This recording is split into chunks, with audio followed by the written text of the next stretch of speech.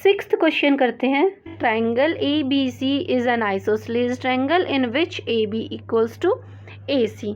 ये जो ट्राइंगल है ना ए बी सी, ये एक आइसोसेलेस ट्राइंगल है जिसमें ए बी ये वाली साइड इक्वल है ए सी के। B A produce to D such that A D equals to A B. जो ये बी ए लाइन है, ये लाइन को आगे डी तक प्रोड्यूस किया जाता है और इस तरह से प्रोड्यूस किया जाता है कि जो ये ए डी लाइन है ये इक्वल है ए बी लाइन के। ए बी लाइन के इक्वल है A D line. So that triangle B C D is a right angle. Angle B C D, इस वाले एंगल की बात हो रही है। इसको हमें शो करना है कि ये 90 डिग्री का है, ये हमें प्रूफ करना है।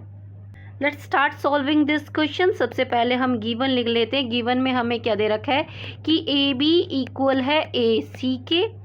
देन हमें दे रखा है कि ए डी इक्वल है ए बी के।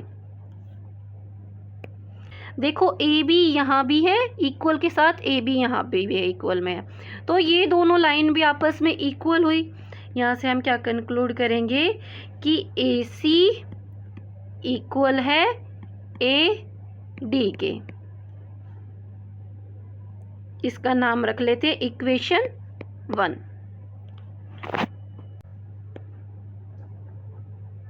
दो अलग अलग ट्राइंगल बन रहे हैं, दोनों अलग अलग ट्राइंगल में पहले हम काम करते हैं। इन ट्राइंगल ए बी सी, यहाँ हमें दे रखा है कि ए बी इक्वल है ए सी के, ये हम लोगों को गिवन है। आइसोसेलेस ट्राइंगल है ना, तो यहाँ पे थ्योरम लगती है angle opposite to equal side are equal. तो यहाँ पे ये वाला एंगल इक्वल है इस वाले एंगल के। हमारे लिए बेटर होगा कि हम इनकी नेमिंग कर लेते हैं। इसका नाम है एंगल 1, तो इसका हम रख लेते हैं एंगल 2। यहाँ पे हम लिखेंगे एंगल 1 इक्वल है एंगल 2 के।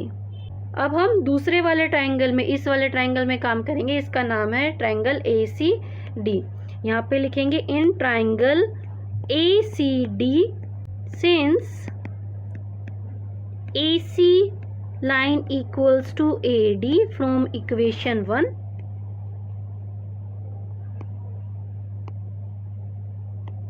ए सी डी ट्राइंगल में ये वाली साइड इक्वल है इस वाली साइड के, तो ये वाला एंगल इक्वल होगा इस वाले एंगल के। इनकी भी हम नेमिंग कर लेते हैं। इसको एंगल 3, तो इसको एंगल 4 हम लोग मान लेते हैं। यहाँ पे हम लगाएंगे देयरफॉर का साइन और लिख देंगे कि एंगल 3 इक्वल है एंगल 4 के। हमने पीछे प्रूव किया ना एंगल 1 इक्वल है एंगल 2, ये मैंने यहाँ पे लिख लिया। साथ में ना इनके यहाँ पे इक्वेशन भी डाल दिए। ये है इक्वेशन हमारे पास 2 और ये है इक्वेशन 3। अब हम बड़े वाले ट्राइंगल में काम करें। इस बड़े वाले ट्राइंगल का नाम क्या है, डी सी बी। यहाँ पे लिखेंगे in triangle D C B by using angle sum property of a triangle, angle B plus angle C plus angle D. Triangle के अगर तीनों एंगल को ऐड करते हैं तो हमारे पास क्या आता है 180 डिग्री। एंगल बी के लिए हम लोगों ने क्या यूज़ किया है, एंगल 1।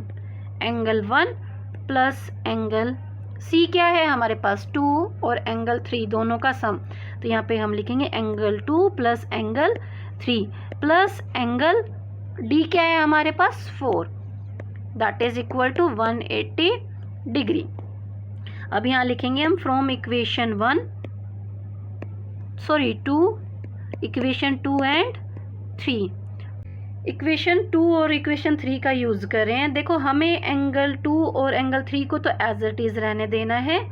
एंगल 1 को रिप्लेस कर दो और एंगल 4 को रिप्लेस कर दो इक्वेशन 2 और इक्वेशन 3 में से, ठीक है।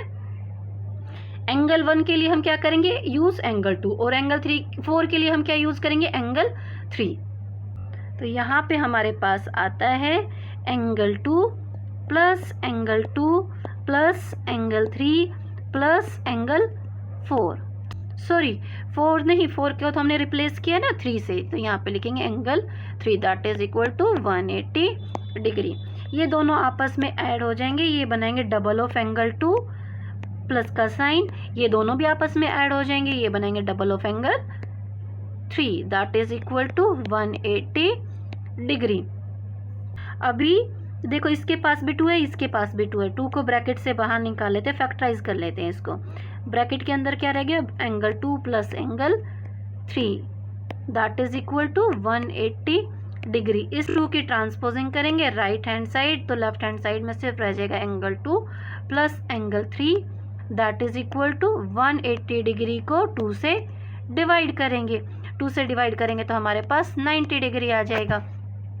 हमें बताना था एंगल BCD जो कि 2 एंगल के सम से बन रहा है। कौन कौन से, एंगल 2 और एंगल 3 के सम से बन रहा है। इन दोनों का सम है 90 डिग्री, तो यहाँ से हमारे पास क्या आ जाता है, angle BCD equals to 90 degree. यही हमें प्रूफ करना था, तो यहाँ पे हम लिख देंगे हैंस प्रूव्ड।